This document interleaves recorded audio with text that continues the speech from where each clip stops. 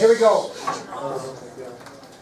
Native Americans in the American West, and the first subtopic is the Native American concern. Now this whole thing here is going to set the stage for the whole issue of Native Americans. So make sure you understand this. By 1850, and this is pre-Civil War, correct? Right? Yes. Native Americans in the United States became a major issue for the government. And where are most of the Native Americans at this time located? West of the Mississippi. And that, you know, we wanted to move west of the Mississippi. That was result in the Trail of Tears, etc. But we're still not going to be satisfied. There's still going to be a major concern in 1850. And the biggest reason I think that there was a conflict between Native American and government was that the philosophy of the two groups were so much different. And I'm going to give you the government's philosophy, and then I'm going to give you the Native American philosophy. And tell me if this isn't a huge conflict in philosophy and interest. Okay, I'm going to give you 3 examples of the government's philosophy in 1850. 3 examples of the government's philosophy in 1850. And this philosophy is concerning the West. In other words, lands west of the Mississippi. First of all, the first government philosophy, self-explanatory, was expansion, or what they called manifest destiny. Okay, the expansion of the United States to lands west of the Mississippi became known as expansion, or a more historical term is manifest destiny. So that was one philosophy concerning the government and lands west of the Mississippi, was expansion, or another word for that is manifest destiny. Second philosophy concerning lands in the West was the building of railroads. The idea was to get a what? Transcontinental railroad. Very good. And the third philosophy of the government concerning the land west of the Mississippi was conquering the land. Okay, in order to expand, in order to build railroads, you have to kind of conquer the land. You have to get everything out of the way that may be an intrusion to you while you're trying to do that. So there's the government's philosophy concerning the West. Expansion or manifest destiny, the building of railroads, and conquering the land. The Native American philosophy was much different. It consisted basically of these 2 things. So if you look at the Native American philosophy concerning lands west of the Mississippi, number 1, they believed in harmony with nature. Do they want to see railroads coming across the country? No. They believe in harmony with nature.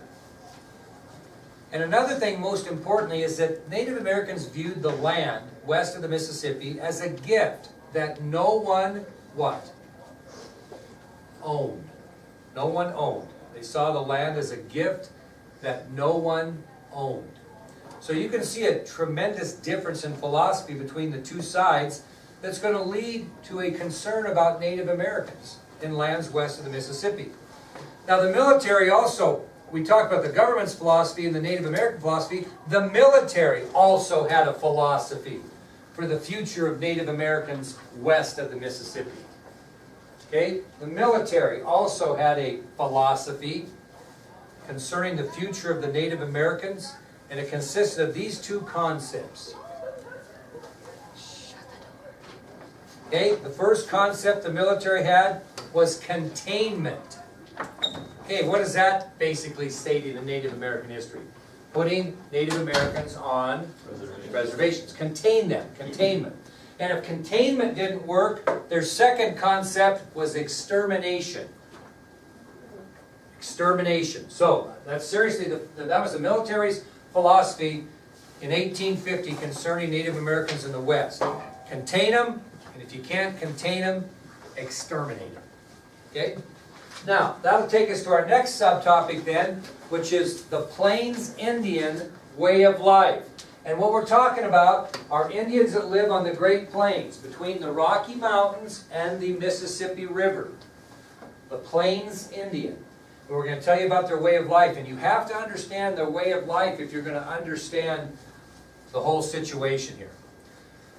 When you talk about the Plains Indians' way of life, it consisted of 3 basic concepts. Their way of life consisted of 3 basic concepts. The Plains Indian way of life consisted of 3 basic concepts. 1, buffalo.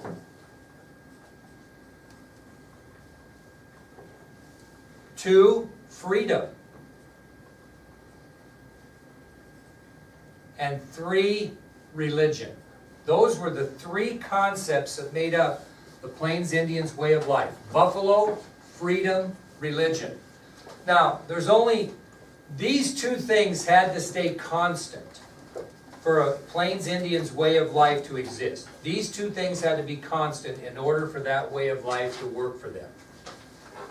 The abundance of game, mainly buffalo, and the freedom of movement. Be able to move where they wanted, when they wanted. So the 2 things that had to remain constant in order for the Plains Indians' way of life to work was the abundance of game and the freedom of movement. Because Native Americans moved a lot, they moved their villages, they were known as nomadic people who led a migratory lifestyle. Okay? They were a nomadic people who led a migratory lifestyle. They moved in the direction of the buffalo. Buffalo. Okay? So that meant that a Plains Indian village was very portable. They moved according to the direction of the buffalo. And how many times a year do you think they moved? 3 or 4. 3 or 4 times a year they moved in direction of the buffalo. So, Plains Indian villages were portable. They moved according to the direction of the buffalo, normally 3 or 4 times a year. And during those 3 or 4 times a year they moved, they also did what? Hunted. So as they're hunting, they're moving. Okay? They're moving.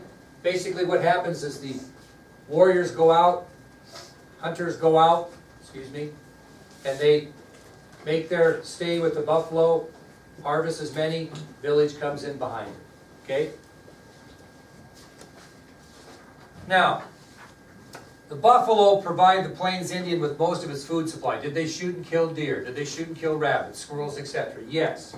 But the most abundant part of their food supply came from the buffalo. And these people wasted nothing. The hides, the bones, etc., were all used for something. No waste whatsoever. The only thing that got, well, not even maybe some of the, for lack of a better term, the animal's guts may be wasted. But they even used some of that as well for different things. So there was very little waste in a buffalo that was killed by Plains Indians. Okay? That'll take us then, we're going to be more specific into the role of the Plains Indian male. Yes? Okay, so when you said they had little waste, what about when they ran all the buffalo off the cliffs? Well, but they buffalo. They didn't use all the buffalo. Oh, yes, they would. Every single one. Yeah, they never wasted a thing on it. No, if they ran 50 off, they used 50. No, they did. They didn't waste anything. What's that? Skip the 4th letter in the 3 subtopic. Oh, I got a little bit mixed up here because I changed some things. So we are going to move to the role of the Plains Indian male. Okay? Girls, you're just fine. Just got started. Wait, so I'm not sure. So the next subtopic, I got it wrong on your sheet because I made some adjustments. I'll give you a new one, is the role of the Plains Indian male. Role of the Plains Indian male.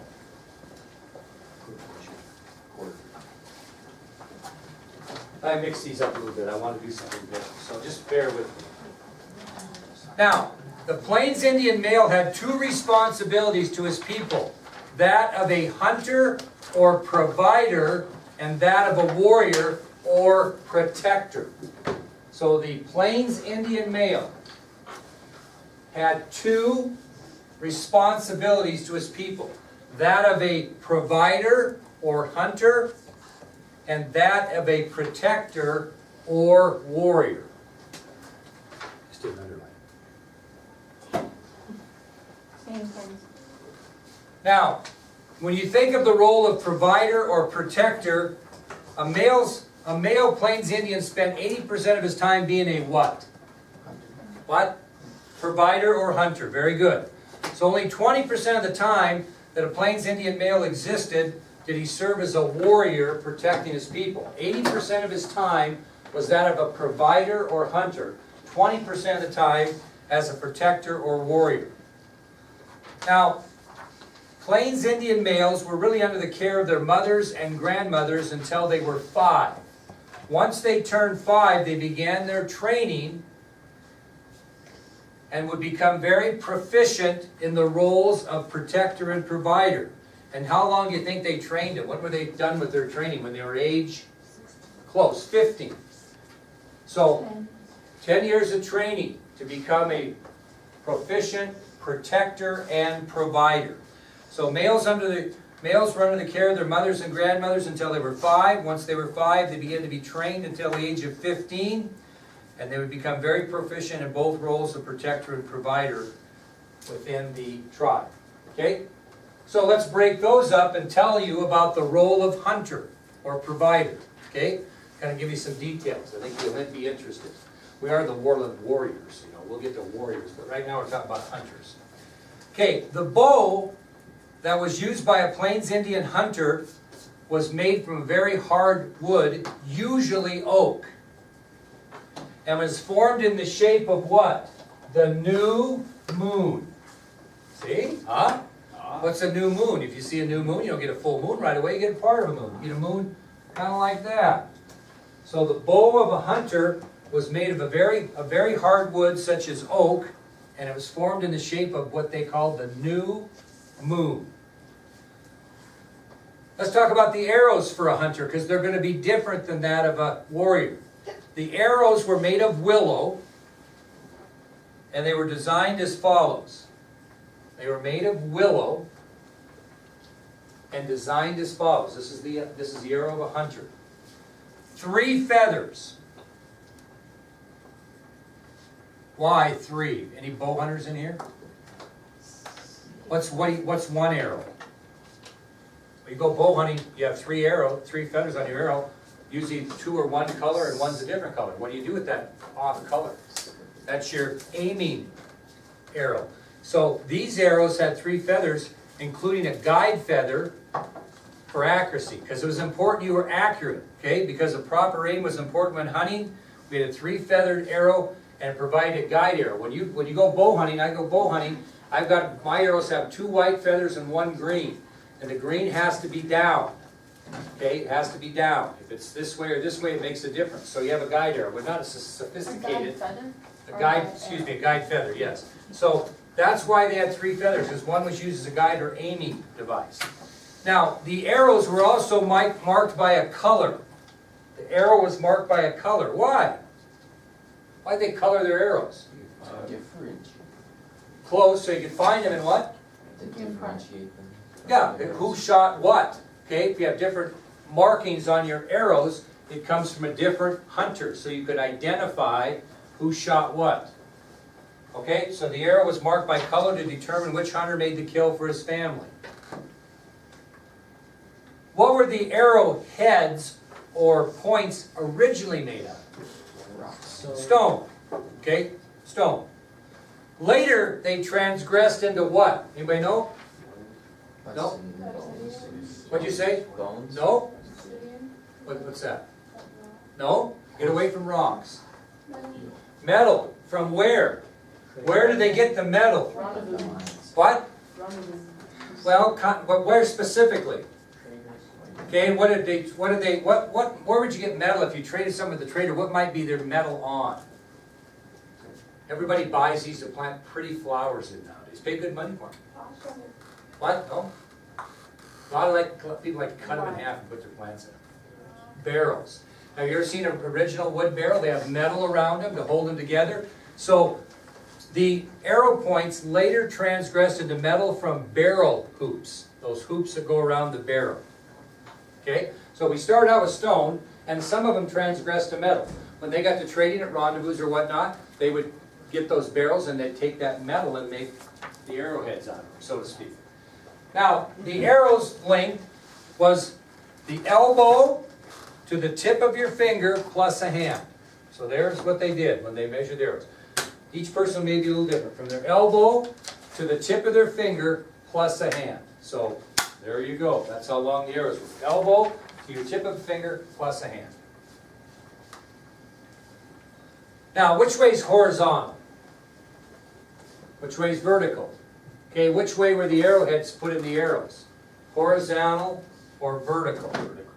Why? Is this vertical? Is this vertical? Yeah. Okay, why was it this way? When you're shooting an animal, which way are the ribs going? Are the ribs going this way or this way? They're going this way, right? Because you're the side of them. So they wanted vertical so that the arrow would penetrate between the ribs. Okay? Now, prior to the horse, and you got to remember the Plains Indians didn't always have horses. Prior to the horse, they were on foot. And how did they hunt? How were they successful in hunting? Just like you do when you're on foot. What do you do when you go hunting? Especially, no bow hunters in here? Seriously? Okay, what do you do when you go bow hunting? Do you wear your bright orange, or what do you wear? Camo, right?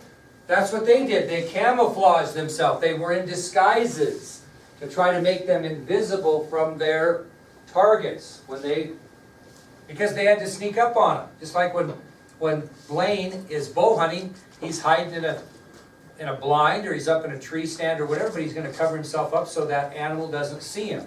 Now, if he's got a horse and he's chasing after deer on an open area, he might have a better chance of not having to disguise himself because he's going to be right in the vicinity of the animal. Now, what did the hunter use during the winter months to be able to hunt without much trouble with deep snow? Snowshoes. They used snowshoes, yep. And they liked the deep snow because what would they do? They would run those buffalo into what? Deep snow, and they would be able to walk on top, and it made them easier to kill on foot if they could run them into deep snow where they got bogged down. Easy kill. Okay? Now, when they gained access to horses, as Kylie was kind of saying, the first thing they would do is they'd run the hell out of the herd before they went to shoot them. Why? No? But why would they run them? To get the calf, or You get the weaker What? Get the weak one young in the and No? They're all pretty strong. To break them up, all up. Because they're going to shoot them with arrows pretty soon. Why'd they run them? No? Why'd they run them? No? Run them, got their blood pumping, so when they shot them, they bled more profusely because their blood was pumping. Okay, so if I ran you a mile and cut your finger, would it bleed more than if I just cut your finger after you got out of bed in the morning? Sure it would. So that's what they did. They ran them hard to get their blood pumping, and this would allow the animal to bleed more profusely when shot, and would cause an earlier death. So that's what they did. So that's the hunter part of it. Now let's compare that to the role of a warrior. See what the differences are. Talk about the warrior bow.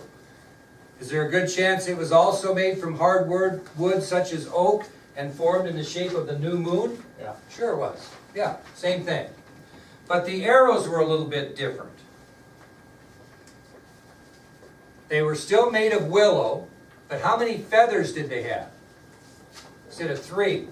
2. Because they're looking for what now when they're hunting? Are they looking for accuracy? Or excuse me, when they're fighting, are they looking for accuracy? No, they're trying to shoot as many arrows as they can at a target. The shotgun effect. And what makes the difference between a 3-feather arrow and a 2-feather arrow? Speed. Okay? So they weren't looking for accuracy. The warrior arrow had 2 feathers for speed rather than accuracy. And the concept was made easier to fire at a rapid rate without finding the guide arrow. They weren't interested in aiming. They were interested in getting as many off as they could at the target. They flew faster with 2 feathers, and they reached the target more rapidly, which was the idea. How about the arrowheads? They're exactly the same. They were originally made from stone or some of the other rock-like formations you talked about, and they also later transgressed into metal from barrel hoops. And the arrow was the same size. Elbow, tip of the finger plus a hand. No difference there. But what way was the arrowhead placed? Horizontal. Why? Because if you're going to, my ribs are going this way, are they not? And that was the difference. Okay? So the 2-feather arrow tip was horizontal to penetrate the enemy between the ribs. Now these guys got really proficient on horseback. They could ride a horse bareback and fire so many arrows in succession, it would be unbelievable. Now, your average Plains Indian warrior was equipped with the following. This is what he carried with him. Anybody want to guess before guns came about? What they have with them? Bow. 9. What? Hatchet. 100 arrows. 100? About 100. 9. What else would they have with them? Lance. Spear. Very good. A lance or a spear. What else would they have to protect themselves? Shield. Bison hide shield. So your average plain Indian warrior was equipped with a bow, approximately 100 arrows, a bison hide shield, and a long spear. Where did the Plains Indian warriors get guns? They stole them. Either stole them or took them from the dead or traded for them in certain instances. And so by the time we get to the Battle of the Little Bighorn in 1876, you are not going to believe the amount of weaponry these Native Americans had at that battle. We'll talk about that later. So, moving on to the warrior, there was 2 ways that a Plains Indian warrior could prove his worth. He could prove his worth to the tribe. Anybody know what one of them is? Stealing enemy horses and supplies. You could really prove your worth to your tribe as a Plains Indian warrior if you were able to steal enemy horses and supplies. Matter of fact, to be honest with you, if a young Indian male was courting a chief's daughter, what would he give the chief's daughter for, or excuse me, what would he give the chief for his daughter's hand in marriage? Many horses. Okay?